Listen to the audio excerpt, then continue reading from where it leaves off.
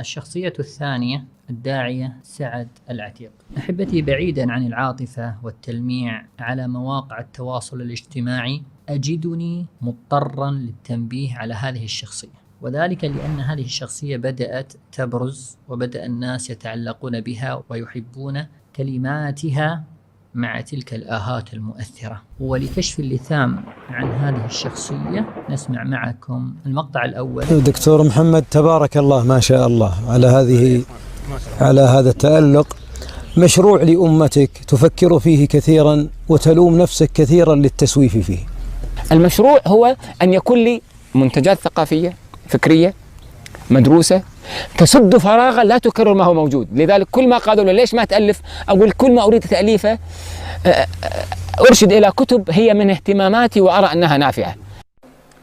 هذا الكتاب اسمه البوابة السوداء، صغير لا زلت أذكره، أصفر اللون، عليه ألسنة من اللهب، تأليف أحمد رائف، مؤلف مصري لا أعرفه وأنا شاب في الأولى ثانوي أو رابع متوسط.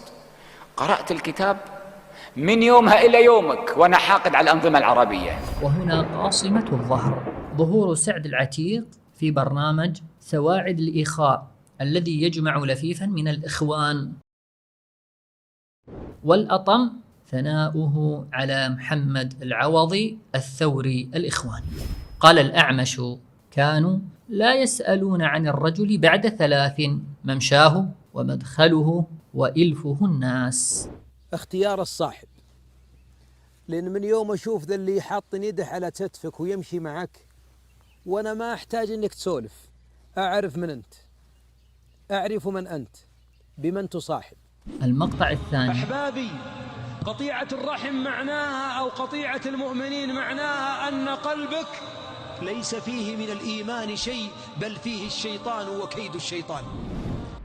ركز سعد العتيق في كثير من مقاطعه على قطيعة الرحم، وهي أحبتي لا شك أنها محرمة وكبيرة من كبائر الذنوب ولها أثرها السلبي على المجتمع. إذن يقول السائل: ما الغلط في الكلام؟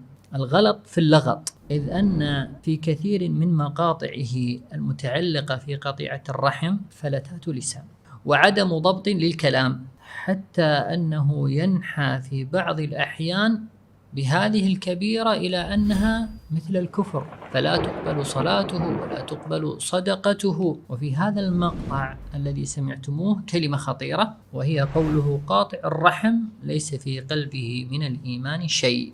هذا غلط فاحش، فإن عقيدة أهل السنة والجماعة أن صاحب الكبيرة معه أصل الإيمان، فهو مؤمن ولو كان عنده شيء من المعاصي، لا تسلبه الإيمان كله إلا الخوارج.